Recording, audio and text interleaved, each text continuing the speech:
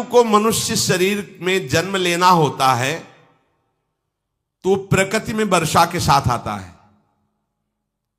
प्रकृति में वर्षा के साथ आया, और फसल में मूली, गाजर, गेहूं, अन्न, इनमें वो जीव प्रवेश करता है और उसे माता पिता दोनों पाते हैं। तो सप्तम धातु वीर के रूप में परिणित होता है जीव। वो वीर कण के रूप में माता के उदर में जब प्रवेश करता है तो एक रात्रि में मां का और पिता का, दोनों का वो जो वीर मिलता है, उस रज और वीर के मिलने से एक कलल सा बनता है। 5 रात्रि व्यतीत होने के बाद एक बुदबुदा सा बनता है। 10 रात्रि व्यतीत होने के बाद एक बेर की सी आकृति होती है। फिर उसके बाद उसमें धीरे धीरे मांसपेशियां बढ़ने लगती हैं। 1 महीने में उसके सिर निकल आता है, 2 महीने में हाथ पांव अंगों का विभाग होता है, तीसरे महीने में नख, रोम, अस्थि, चर्म, स्त्री पुरुष के चिन्ह प्रकट हो जाते हैं, 4 महीने में मांसादि 7 धातुएं प्रकट हो जाती है, 5वें महीने में चेतना जागृत हो जाती है। जैसे अपने चेतना, ऐसे 5वें महीने में गर्भस्थ शिशु की चेतना जागृत हो गई। जीव है पर चेतना 5 महीने बाद मां के गर्भ में जागृत। अब उसे भूख लगती है, प्यास लगती है, वहां की तापमयी जलन, पीड़ा, छोटे छोटे कीड़ों के द्वारा काटना। 6ठे मास में झिल्ली से लपटा हुआ मां की दाहिनी कोख में कीड़े की तरह तड़पता है। उस समय माता को कड़वे और खट्टे पानी की लालसा होती है, जिससे उसके अंगों में जाकर भयंकर जलन होती है। यह है भोग। वो कृमि कीड़े की तरह तड़पता है। मलमूत्र के गड्ढे में बीच में झिल्ली में बंधा हुआ वो जीवात्मा सुकुमार तो होता है, वहां के कीड़े उसे नोचते छोटे छोटे, वो तड़पता है। माता प्रसन्न होती कि जब बच्चा हिलता है, बोले है उसकी दुर्गति हो रही, वहां भयंकर कष्ट पा रहा है। ऐसा क्लेश होता है कि क्षण क्षण में बेहोश होता रहता है। माता के खाए हुए कड़वे, तीखे, गरम, नमकीन, रूखे, खट्टे, यही पदार्थ पाने की इच्छा होती है माता, क्योंकि उसको भोग भोगना है। उसके कोमल शरीर में भयानक पीड़ा होती है जब माता ऐसे पदार्थ खाती है। गर्भाशय की झिल्ली में लिपटा हुआ, आंतों और मलमूत्र से घिरा हुआ सिर, पेट की और पीठ और गर्दन एक कुंडलाकार, ऐसे कंकण जैसा, ऐसी आकृति गर्भस्थ शिशु की होती है। पिंजड़े में बंद पक्षी के समान पराधीन, ना तो वो हिलडुल सकता है ना बोल सकता है, बड़ा असमर्थ दुख को भोग रहा है, चेतना पूरी है। इसी समय भगवान द्रवित होकर उसे ज्ञान देते हैं, गर्भस्थ शिशु को, सबको। जे उसे ज्ञान होता है तो सैकड़ों जन्म के कुकर्मों से याद आते हैं, सैकड़ों जन्म के। ओहो, ये मेरे कर्म का ही फल है, मैंने ऐसे कर्म किए इसलिए दुख भोग रहा हूं। बेचैन हो जाता है, कैसे निपट पाऊंगा, सैकड़ों जन्म के कर्म जमा है। अब महान अशांति उसके हृदय में, उस शरीर में भयंकर पीड़ा। कुंडलाकार शरीर है, हिल भी नहीं सकता है, बस कीड़े काटते, बड़ी तड़पन, बड़ी जलन, भूख प्यास की जलन। अब एक और भयानक जलन हुई, उसे स्मरण हो जाता है कई जन्मों के, सैकड़ों जन्मों के पाप कर्मों का। 7वां महीना आरंभ हुआ कि ज्ञान का उन्मेष हो गया। अब प्रसूति वायु उसे चला रही है, तड़पता है वो। सप्त धातु में स्थूल शरीर से बंधा हुआ वो जीव भयभीत होकर के पुकारता है, अगर कोई भगवान है तो एक बार मुझे यहां से निकाल दे। वो विनय करता है भगवान से,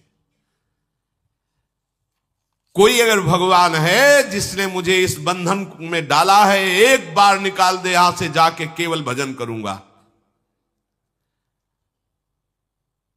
जीव कहता, जंतुरुवाच तस्योपशन्नमवितुम जगदिच्छयात् नाना तनोर्भुवि चलच्चरणारविंदम सोहम ब्रजामि शरणम रकुतो भयम में येने दृशी गतिरदर्श सतोनुरूपा। हे प्रभु, मैं बड़ा अधम हूं। ये ज्ञान भगवान की तरफ से गर्भस्थ शिशु को होता है। देखो, स्वयं वो इतना कष्ट पा रहा है, फिर जब आप गर्भ हत्या करते हैं तो आपका पाप कितना बड़ा होगा, सोचो। सब माताओं से विनय है, संयम से रहो, सावधान रहो। ये हत्या ऐसी नहीं कि तुम्हारे दान पुण्य से क्षमा हो जाएगी। ये जो भ्रूण हत्या है, गर्भ हत्या है, बहुत बड़ा पाप है। आप लोग अज्ञान के कारण इसको ध्यान नहीं देते, इसे खिलवाड़ समझते हो। कितना ज्ञान है। बेटी ही मां है, बेटी ही बहन है, बेटी ही पत्नी बनती है, बेटी ही किसी के जीवन को धारण करने वाली बनती है। और आपने गर्भ में देख लिया बेटी है, तुम स्वयं मां होकर उसका साथ दे रहे हो, उसका नष्ट करने के लिए। हमारी तो बात ही समझ में नहीं आती, क्या बुद्धि भ्रष्ट हो गई। अगर पुरुष का इतना महत्व है तो बेटियां ना हो तो तुम्हारी कौन सी गति होगी, सोचो जरा। जीना मुश्किल हो जाएगा तुम्हारा। तुम पुरुष किस काम के रह जाओगे। तुम्हारा अर्धांग काट दिया जाए तो तुम कैसे होगे। ये स्त्री स्वरूप अर्धांग है। जिस घर में एक मां बहन नहीं है, स्त्री स्वरूप नहीं, श्मशान जैसा वो होता है। ध्यान दीजिए, ये बहुत बड़ी गलती है जो अपनी बेटियों की हत्या करते हैं। और ये वो पाप है जो अक्षम्य अपराध है। स्त्री हत्या करना शास्त्रों में बहुत बड़ा पाप कहा गया है। फिर वो तो बच्चा है, बिल्कुल नहीं। जिनसे हो गया है, श्रीमद् भागवत का सप्ताह मूल संस्कृत से सुनो और भगवान से प्रायश्चित प्रार्थना करो कि हे नाथ, भूल से गलती हो गई, दूसरा कोई उपाय नहीं। ध्यान से समझ लीजिए, तुम्हारे भ्रूण हत्या, गर्भ हत्या के पाप को नष्ट करने में एकमात्र श्रीमद् भागवत समर्थ है, दूसरा कोई नहीं। कोई दान पुण्य तीर्थ स्नान तुम्हें क्षमा नहीं कर पाएगा। यह ऐसा महापाप है। अगर हृदय में जलन करके और मूल संस्कृत के द्वारा पूरी 7 दिन में भागवत श्रवण की जाए नियम से, तो भागवत समर्थ है, इस हत्या के पाप से भी आपको मुक्त कर देगी। जिनके ऐसे हत्या हो गई हो करवा लो, नहीं तो बुद्धि आगे भ्रष्ट करके तुम्हें हरि गुरु से विमुख कर देगा। ये पाप ऐसा नहीं कि तुम्हें 2-4 माला घुमाने से क्षमा हो जाएगा। ये महत अपराध है। सबकी समझ में नहीं आता, समझ जाओ, नहीं तो आप जहां भी हो वहीं से भ्रष्ट कर देगा। ये अपराध नष्ट नहीं होगा, श्रीमद् भागवत की कृपा से नष्ट हो जाएगा। यह हमें बहुत विश्वास है। श्रीमद् भागवत सप्ताह की यह है ही महामहिम। प्रेत योनि को प्राप्त धुंधकारी को सीधे भगवत पार्षद स्वरूप देकर परम पद में आरूढ़ कर दिया। केवल 7 दिन की मूल संस्कृत एक भी श्लोक नहीं छूटना चाहिए। अगर सप्ताहिकी का पारायण हो तो इस भ्रूण हत्या, गर्भ हत्या से भी निवृत्ति मिल जाए। अब वो जीव भगवान को पुकारता है, मैं बड़ा नीच अधम हूं। आहा, भगवान आपने जो मुझे गति दिखाई है तो मेरे कर्म के अनुसार ही है, आपका इसमें कोई दोष नहीं। हम लोग जब कष्ट भोगते तो भगवान से कहते हैं हमने तुम्हारा क्या बिगाड़ा। भगवान ने नहीं बिगाड़ा, तू खुद देख क्या बिगाड़ लिया अपना। करो पापाचरण। अब देखो, हमने तो जीवन में कोई पाप नहीं किया और कितने गर्भ हत्या की है, कितनी खिलवाड़ समझे हो। ये बिल्कुल भयावह चीज है, आप लोगों को नहीं। हम बार बार इसीलिए कह रहे कि भयावह वस्तु है, तुम्हें बहुत ऊंचाई से घसीट के भ्रष्ट कर देगी। बहुत होश में हो, भूल के कभी ऐसा न करना जहां तक हमारी आवाज पहुंचे, जहां तक सुनाई दे। गर्भ हत्या मत करना, संयम से रहो। इस तरह का व्यवहार मत करो कि तुम्हारा मनुष्य जन्म ही व्यर्थ चला जाए। इसमें तीनों को बराबर दंड मिलेगा, गर्भ हत्या कराने वाला, गर्भ हत्या की प्रेरणा देने वाला और गर्भ हत्या में सहयोग देने वाला। जो औषधि डॉक्टर या जो भी, तीनों को दुर्गति होगी। माता, पिता, प्रेरक और कर्ता। ऐसा नहीं कि आप डॉक्टर हो तो आपको गर्भ हत्या करने का अधिकार नहीं। आप डॉक्टर हो दूसरे के शरीर को स्वस्थ करके निरोग करने के लिए, हत्या करने के लिए नहीं। कोई भी हमारा संविधान ऐसा आदेश नहीं करता कि आप गर्भ हत्या कर दो, ना भागवतिक और ना भारतीय संविधान। ऐसा संविधान आदेश नहीं करता। अब वो जीव कह रहा है कि प्रभु मेरे योग्य ही है, आपने जो मुझे दंड दिया है। मैंने सुना है कि आपकी शरण में जो आता है आप उसकी रक्षा कर लेते हैं। आपकी जो शरण में हो जाता है वो इस भूमि पर, भारत भूमि पर, विश्व पर निर्भय विचरण करता है, कोई उसे भय नहीं प्रदान कर सकता। प्रभु मैं इस माता के उदर में माया का रहस्य न जानने के कारण ऐसे कर्म किए कि मैं आ गया हूं, बहुत दुख पा रहा हूं। हे निर्विकार अखंड बोध स्वरूप परमात्मा, मैं बार बार नमस्कार करता हूं। प्रभु मेरे ऊपर कृपा कर दो, एक बार इस गर्भ से निकाल दो, मैं यहां से बाहर जाकर आपका निरंतर भजन करूंगा। ये वादा करके आए हम प्रभु से सब। प्रभु ने करुणा करके हमें चांस दिया है मनुष्य शरीर। प्रभु मैं बहुत जन्मों से इस समय स्मृति आ रही, देख रहा हूं कर्मों में भटकता रहा आपसे विमुख होकर के। ये जो मुझे अभी ज्ञान हो रहा है केवल आपकी कृपा से तत्कालिक है, तत्कालिक। एक तत्कालिक वैराग्य होता है, जैसे कथा सुनियो मन में आया कि अब तो भजन ही करना है, ये तत्कालिक है, स्थायी नहीं है। इसे स्थायी बनाओ। प्रभु आप अंतर्यामी हो, आप सब कुछ जान रहे हो। तीनों तापों की शांति के लिए भक्तजन आपका भजन करते हैं। मैं देहधारी होकर जीव माता के उदर में मलमूत्र से रुधिर की झिल्ली में फंसा हुआ माता की जठराग्नि के ताप से जल रहा हूं। प्रभु एक एक क्षण में यहां विकल होकर केवल इंतजार कर रहा हूं कि किस समय मुझे यहां से निकाला जाएगा। दीन बंधु यहां से कब मैं निकलूंगा।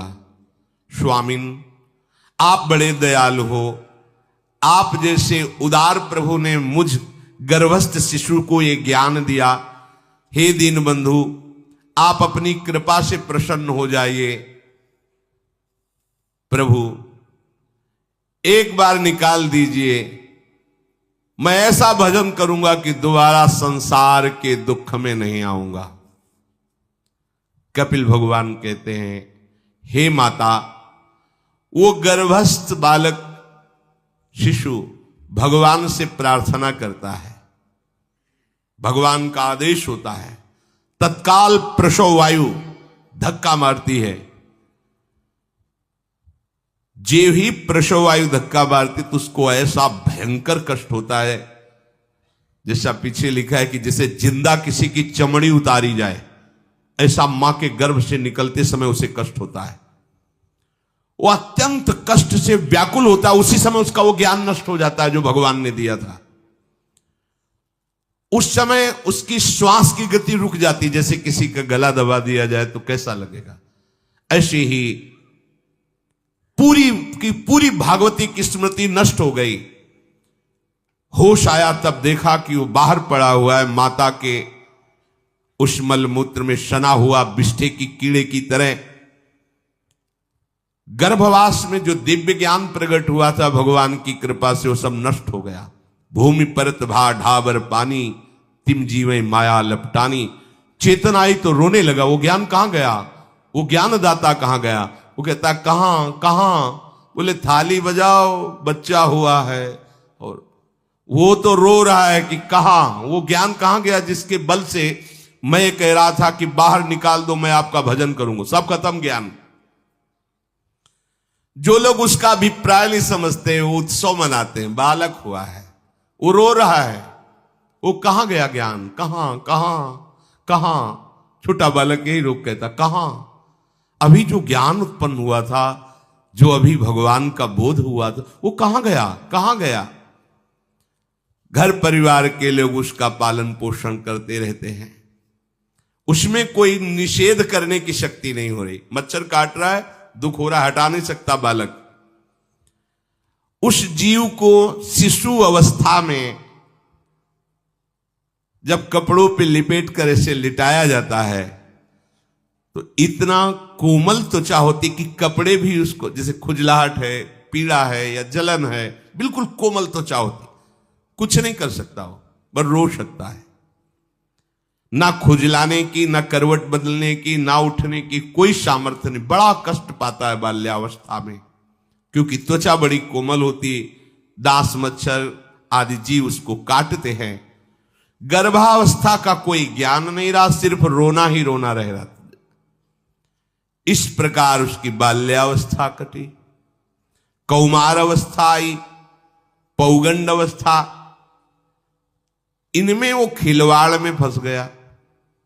जैसे जैसे बड़ा होता जाता, चेतना, गुनगुना, ये कार, ये प्लास्टिक के ऐसे, उनमें मगन है। देखो ना छोटे बच्चों को, अज्ञानवश इसकी ये अवस्था कट गई। बड़े भाग्यशाली ऐसे भी बच्चे हैं जो तुतला के बोलते, उनकी मैया कहती राधा बोलो, राधा। देखो ये सौभाग्य, प्रणाम है उन माताओं को जो अपने बच्चों को भगवान नाम बुलाती हैं कि आप बोलो, श्री हरिवंश बोलो, राधे राधे बोलो।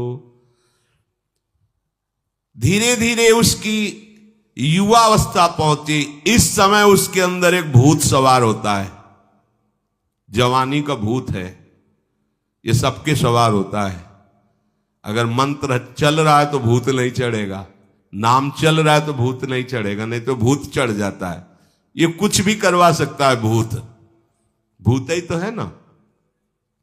वैसे ही पंचभूत लिपट गए, ये ऊपर से जवानी का और भूत सवार हुआ, तो जौवन ज्वर के ही नहीं बलकावा। जवानी में कोई भी ऐसा अपराध नहीं जो हो ना जाए। बड़ा भयानक इसमें स्वरूप होता है। इसमें केवल भोग, केवल भोग, एक ही दृष्टि रहती है, भोग भोगना।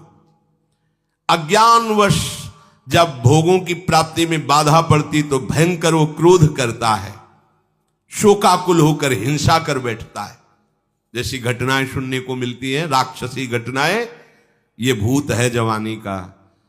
जहां कामना में बाधा पहुंची, क्रोध, क्रोध में वो समझ नहीं पाता कि मेरे जैसा ही प्रिय शरीर उसका है जो मैं वर्ताव कर रहा हूं। सदेहेन मानेन वर्धमानेन मन्युना करोति विग्रहम कामी कामेष्वंताय चात्मनः। जैसे जैसे देह बढ़ता जाता है, पुष्ट होता जाता है, वैसे वैसे भोग वासना और अभिमान बढ़ता जाता है। वो काम परवश होकर अपना नाश करना शुरू कर देता है। यौवन, वो फिर खोटी बुद्धि वाला वैसे ही पाप करने लगता है जिन पापों के कारण उसकी दुर्गति हुई थी, नरक आदि की, और मां के गर्भ में आया था। देहाभिमान वश निरंतर मैं करूंगा, मैंने भोगा, मैं वो भोगूंगा। उसे ये ज्ञान नहीं रहता कि मैं वादा करके आया हूं कि भजन करूंगा और इस संसार से मुक्त हो जाऊंगा, भूल गया। इसी शरीर से उसको फिर भयंकर कष्ट भोगने पड़ेंगे। इसी का नाम संसार चक्र है। अगर कहीं उसे सत्संग मिल जाए, सन्मार्ग में चल दे, तो माया भेजती है दो प्रकार के लोग उनको भ्रष्ट करने के लिए। एक जिह्वा रसेंद्री को और एक उपस्थेंद्री जनेंद्री के भोगों का समागम भेजती है। फिर ही भोगो, ध्यान रखना, शास्त्र है, सत्य एक एक अक्षर है। जब किसी को सत्संग मिल जाता है तो सत्संग का प्रभाव होता है भगवत मार्ग में रुचि पैदा करना, प्रभु अच्छे लगना, प्रभु का नाम जप करना, सत्य मार्ग में चलना। जब तुम सतमार्ग में चलोगे तो दो प्रकार के लोग भेजे जाएंगे।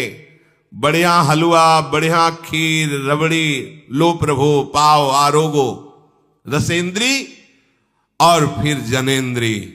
फ्री, कोई परेशानी नहीं, भोगिए आप। फिर वो ऐसे विषयी पुरुषों का संग करके वैसे ही पहले की तरह फिर पाप करने लगता है। बहुत होश में, बहुत होश में। इनको ऐसे लोगों का संग कराया जाता है जिससे सत्य, शौच, पवित्रता, दया, संयम, लज्जा, क्षमा, यश, मन इंद्री का संयम, ये सब सद्गुण नष्ट हो जाएं, ऐसे लोगों का संग कराया जाता है। ऐसे लोग बहुत हैं, वो आपको पैसा खर्चा करके वो आपको भोग दिलाएंगे, भोगो भैया, आप इनके लिए नहीं भगवत मार्ग में आए हो, आप प्रभु की प्राप्ति के लिए आए हो। बचो, सावधान हो। ये देखो शास्त्र कह रहा है, रसेंद्री और जनेंद्री दो की सुविधा देने वाले लोग मिल जाएंगे। अत्यंत सोचनीय, मूढ़, देहात्मदर्शी ऐसे असत पुरुषों का संग करके भ्रष्ट हो जाता है। अच्छा, वो आग लगा दिए, वो चल दिए, फिर नहीं देंगे।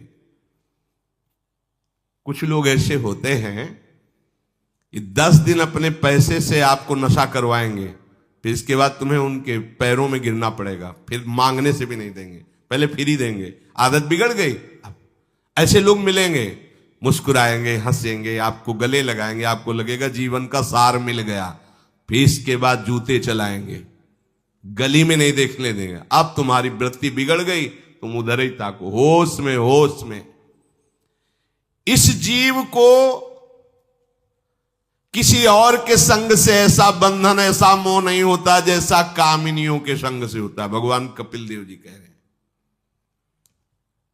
न तथास्य भवेन्मोहो बंधश्चान्य प्रसंगतः योषित संज्ञाद यथा पुरुषो यथा तत्संग संगता। कामी पुरुषों का, कामिनियों का संग जैसा परमार्थ भ्रष्ट करता है, वैसा और किसी से नहीं हो सकता। इसलिए तुम इतना अपने को मत साधक समझ लो कि हमारा कौन बिगाड़ सकता है। हे माता, मेरी माया का बल देखो, जो अपने पैरों से विश्व को कुचल सकते हैं, ऐसे दिग्विजयों को अपने पैरों के नीचे कुचल दे, वो मेरी माया है। देखो, बलम में पश्चिमाया स्त्री मैया जैनो दिशाम, जो 10 दिशाओं पर विजय प्राप्त कर सकते, उनको भी घुटने टिकवा दे, ये मेरी माया है।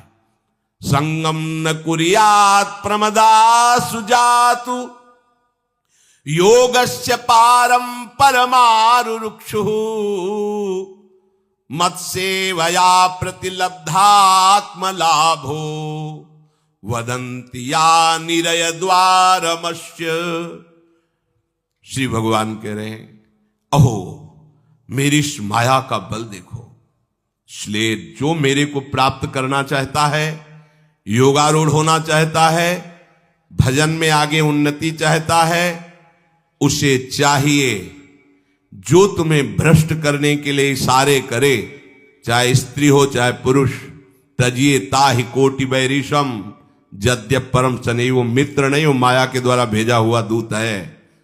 चाहे कोई भी हो, होश में तुम समझते हो कि बाजी जीत गए, भाग्य खुल गए, तरस रहे थे भोगों के लिए, मिल गए भोग। अरे नारकी गतियों से बचने के लिए तुम्हें अवसर मिला था, फिर नरक जा रहे हो। तुम समझते हो कि इसको भोग ले तो सुखी हो जाए, उसको जो भोग रहा है वो समझता है उसको भोग ले तो सुखी हो, उसको वो पूरी सृष्टि इसी भ्रम में फंसी हुई है। होश में हो जाओ। जो परम पद चाहता है, भजन करना चाहता है, ठीक से मार्ग में चलना चाहता है, उसे शब्द भगवान के याद कर लेने चाहिए। चाहे वो स्त्री हो चाहे पुरुष, जो तुम्हें गंदी बातें सिखाए, गंदी बातें दिखाए, गंदी बातें करने के लिए प्रोत्साहन दे, जाके संग कुमति मति उपजय करत भजन में भंग तजोरे मन हरि विमुखन को संग। गृहस्थ हो तो धर्म के अनुसार अपनी पत्नी मात्र में सीमित रहो। ये उद्दंडता तुम्हारा नाश कर देगी। ये जो आज नई रीतियां चल रही हैं, ये भगवान ब्रह्मा जी ने अपने पुत्रों को बुलाया। चारों युग ये पुत्र हैं भगवान ब्रह्मा के, सतयुग, त्रेता, द्वापर, कलयुग। सतयुग से कहा, भाई हमने रचा है नरक, तुम्हारा स्वभाव सत्य में स्थित होना है, इसलिए हमारी आज्ञा का पालन करो कि नरक खाली भी नहीं रहना चाहिए। तो उनका पिताश्री, जब हमारा स्वभाव आपने ही रचा है तो मेरे राज्य में कोई नरक जाए, भूल चूक से किसी को नरक नहीं जाने देंगे। त्रेता से कहा तो उन्होंने कहा कोशिश करेंगे अपने बड़े भाई का अनुगमन करने की। द्वापर से कहा तो उन्होंने कहा कोशिश करेंगे आपकी आज्ञा का पालन करने की। समझना। लेकिन जब कलयुग आया तो मुस्कुरा के बोला, पिताश्री जैसे बड़े भैया ने कहा मेरे राज्य में कोई नरक मेरी जानकारी में नहीं जा पाएगा, ऐसे ही मेरे राज्य में कोई स्वर्ग या परम पद मेरी जानकारी में नहीं जा पाएगा। मैं सीधे हाउसफुल करूंगा नरक।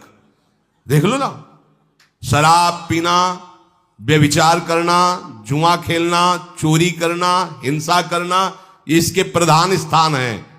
ब्रह्मा जी से कहा आप चिंता मत करो, जैसे बड़े भैया कहते हैं कि हमारे राज्य में कोई नरक नहीं जाएगा, ऐसे हम आपको वचन देते हैं।